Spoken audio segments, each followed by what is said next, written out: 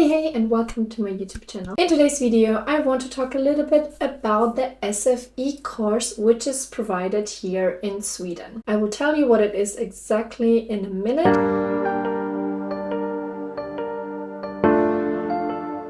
But first, I remember that when I arrived here in Sweden, I actually signed up for the SFI course to learn Swedish, and I started in that course, and I think I was a few lessons in. It was actually remote because it was still during the pandemic, so I was doing it from home, and I think it was on a Saturday, so once a week at the weekend for a lot of hours actually. Maybe it was like 4 hours in one row, 4 or 5 hours, something like that. But then I got kicked out. I did a video about this, and it was because you have different areas where you can sign up for your SFI course. There's Stockholm, but there are also all the other municipalities. So there's Nacka or Haninge, where I live, for example. But at the time I was living in Nacka and I signed up for Stockholm. Obviously I had no ideas about these rules. So rule number 1, wherever you live, you have to kind of look on the local municipality page for your SFI course. But yeah, at the time I also was pregnant, and then I kind of got lazy and I was very busy with work, so I didn't re-sign up for the course. But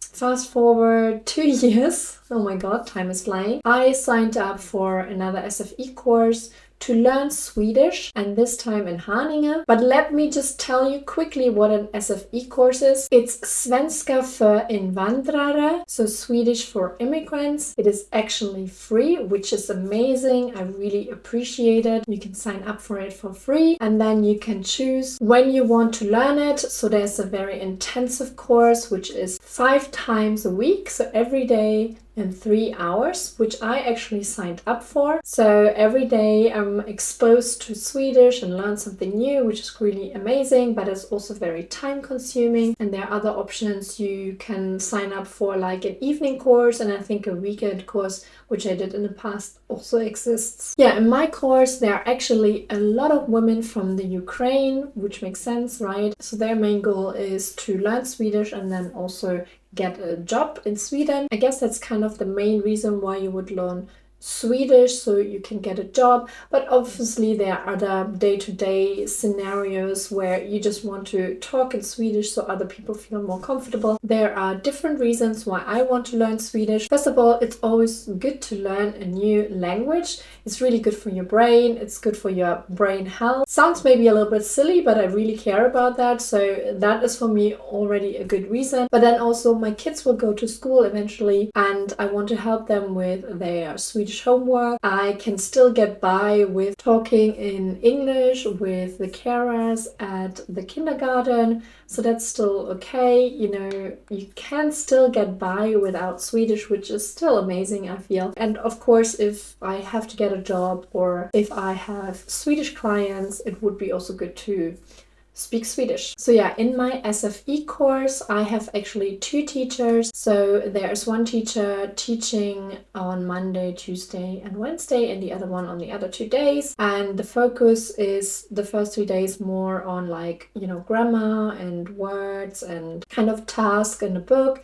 And then the other 2 days are actually more for talking. I guess that's actually my biggest problem, the talking part. But before I talk about that, I wanted to show you like a little graph, how the SFI course is kind of like structured. And I'm looking here down on my computer, but I will pop it up here on the screen. So it kind of has like 4 levels depending on your skills, but also depending on your education actually. So you can see the first column starts with the course A, and this one is only if you had 0 to 5 school years, and then you start from B if you had 6 to 11 school years, and you actually can start already in C when you had more than 11 school years and a knowledge in English. And I guess that's also why I started in C. I could speak a little bit, but yeah, they put me into the C course. And when I started, actually I had a first kind of exam, mini exam in the second week I arrived, and it was like full on. I thought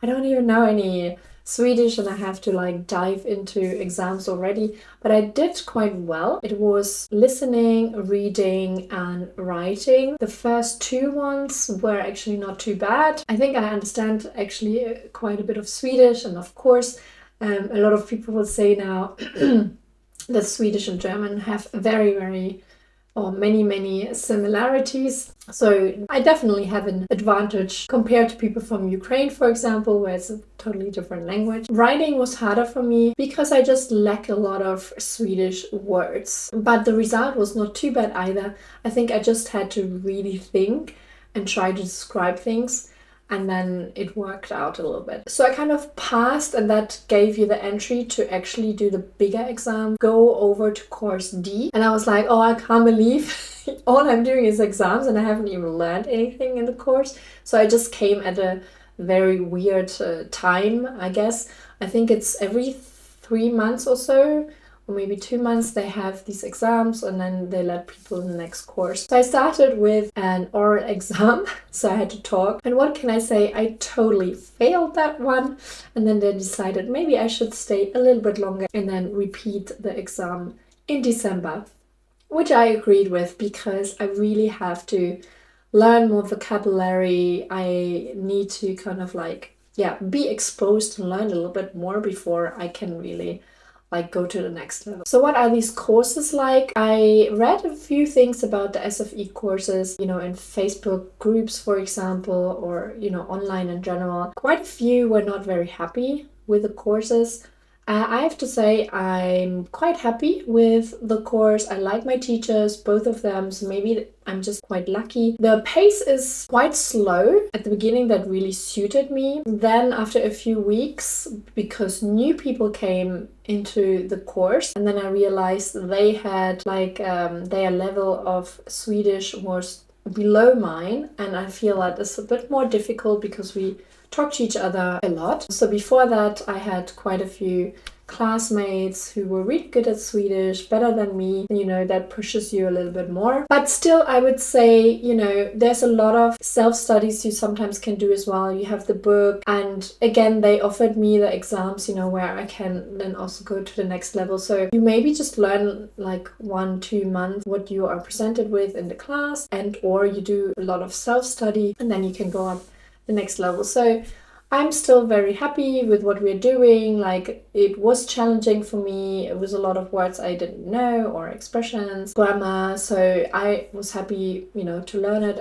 I didn't feel it was boring, although I am there every day. But yeah, the only challenge I have is actually when I have to have a conversation with someone who doesn't speak Swedish very well. But I guess then you can be the teacher a little bit and tell them maybe if they can't remember or don't know any expressions in Swedish. Just to give you a little glimpse of what we're doing there is actually a little series. You can find that on YouTube. It's called Sveriges bästa svensk. And that is a very interesting little TV series because it doesn't only talk about, the language and gives you a lot of context and, words and phrases, but it also talks a little bit about someone who immigrated here and who can speak actually now Swedish and got a Swedish citizenship, but there's still a lot of cultural issues. So that was very interesting if you are, it's in Swedish, but maybe my Swedish audience knows it, or if not, then you can definitely check it out and let me know what you think about it. By the way, if you enjoy my content,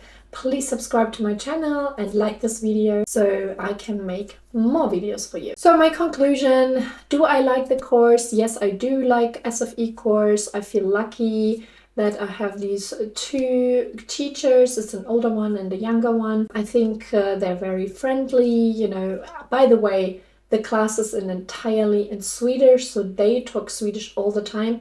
Only if you really struggle or you want an explanation, you can ask for it and they would tell you in English. But otherwise, it's totally in Swedish, and some people struggle with that. But I find that actually quite good. Yes, I don't understand everything 100%, but there's sometimes context, I know, or, you can, based on the topic you're talking about, which is context, I guess, you know a little bit, or you look up a few words and then you understand. So I find that actually quite good that you're constantly surrounded by the Swedish language, which I should be. I live in Sweden, obviously, but still, when you meet up with someone or when I go to the doctors or to the supermarket, they talk in English, which we already established in other videos. that pretty much everyone can talk Swedish here. But yeah, there are some parents, for example, who I can tell they don't really want to talk, and I think it's because they don't think they're very good at English. So, well, there's nothing I can do. I'm sure they are pretty good at it, you know, it's more like how they perceive they are. So yeah, maybe I just have to learn Swedish to finally talk to them, but man, I'm really shy to talk in Swedish, so it will take some time. But yeah, if you have any questions about the SFI course or just in general about learning Swedish, let me know in the comments down below and I'm happy to answer your questions. I hope you enjoyed this video and I will see you in my next video. Until then, have a great day and stay safe. Hej då!